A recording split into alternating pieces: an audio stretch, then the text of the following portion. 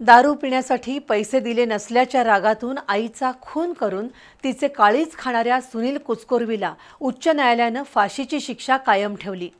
28 August 2017 मध्ये कोल्हापुरात हा अमानुष प्रकार घडला होता। जिल्हा न्यायालयानं सुनावलेली फाशीची शिक्षा उच्च न्यायालयानं कायम ठेवून नराधम सुनील कुचकोरवीला दया दाखवली नाही।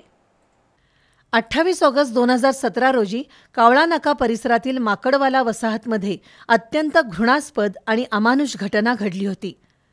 दारू प्यायला पैसे देत नसल्याच्या कारणावरून पोटच्या मुलानं आईचा खून केला।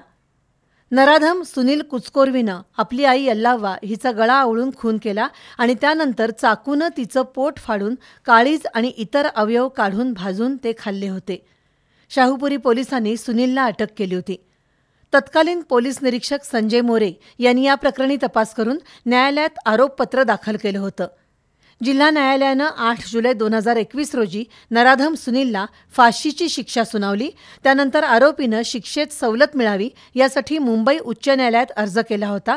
मात्र न्यायाधीश रेवती मोहिते ढेरे आणि पृथ्वीराज चव्हाण यांनी आरोपी सुनीलचा अर्ज फेटाळून त्याची फाशीची शिक्षा कायम ठेवली।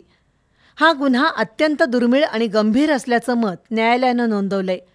जन्मदात्या आईचा खून करणाऱ्या सुनीलला न्यायालयानं फाशीची शिक्षा कायम ठेवून एक योग्य संदेश समाजात दिलाय।